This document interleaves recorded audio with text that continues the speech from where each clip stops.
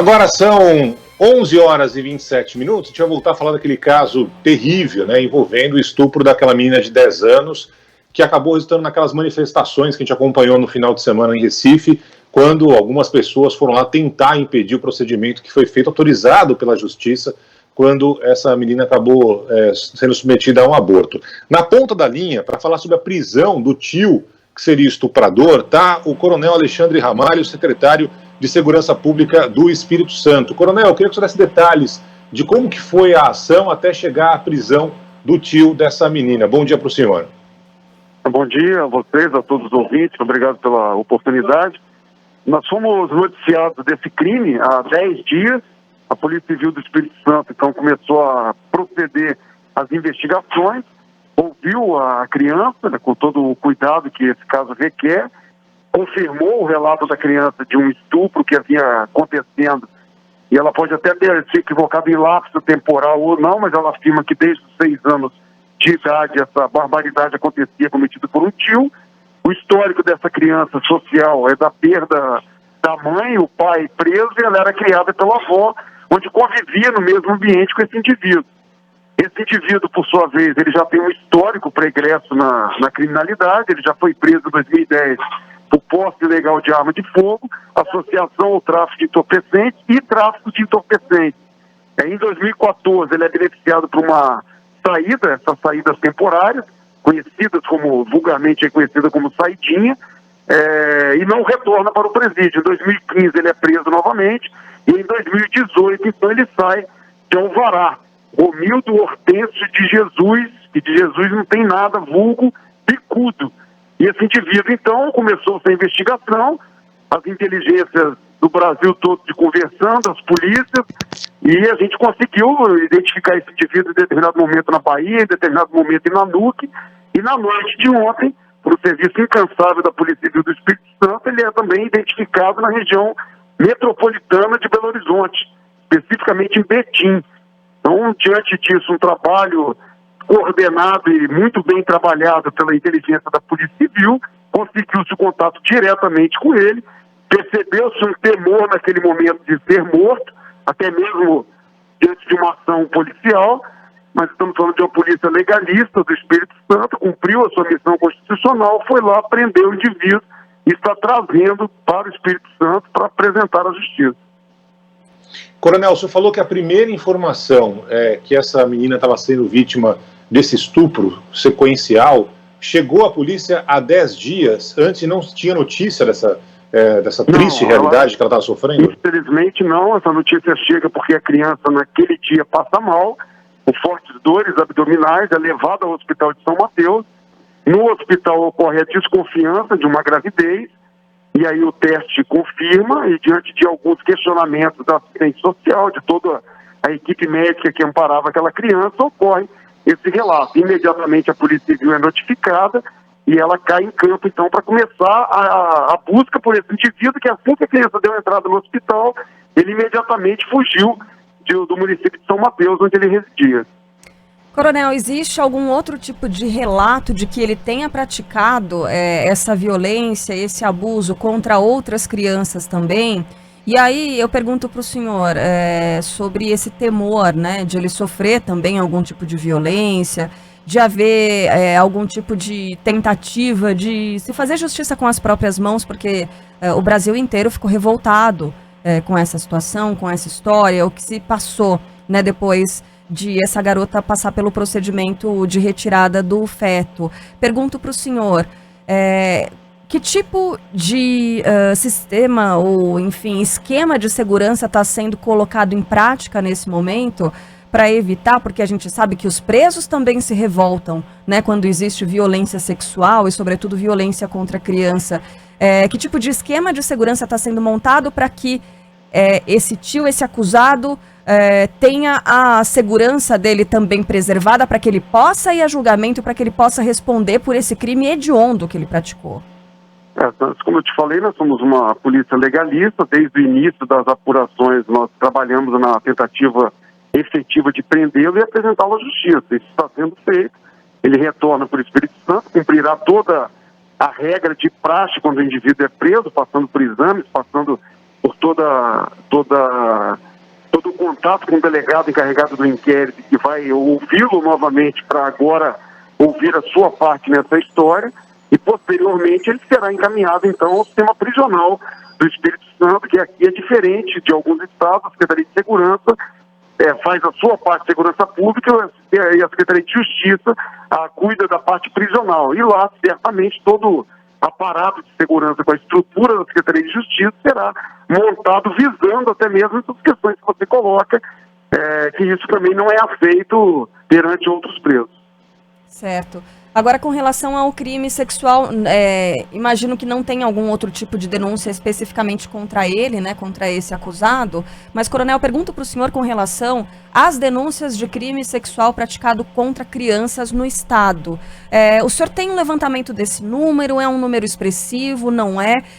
Eu pergunto isso porque a partir do que aconteceu com essa garota, muitos relatos por meio dos nossos ouvintes chegaram aqui à rádio, de pessoas hoje com idade mais avançada, alguns idosos até escreveram dizendo, olha, quando eu era criança eu sofri abuso, eu não tinha com quem conversar, eu não pude passar essa informação para frente porque era uma outra cultura, né? Muito mais fechada, esse tabu ainda existe.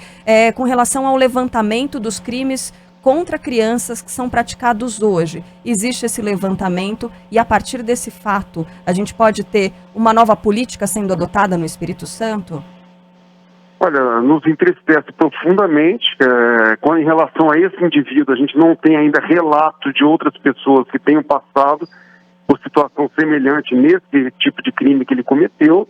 Claro que nós estamos falando de 10 dias, então ainda é muito prematuro. Com a prisão dele e com a divulgação ainda maior desse caso, com certeza, se alguém foi vítima, que ela sinta-se encorajada, com todo o amparo do Estado do Espírito Santo, com todo o apoio para ela poder denunciar esse crime monstruoso que ele cometia dentro da sua residência com uma sobrinha, um relato que ela nos traz desde os 6 anos de idade.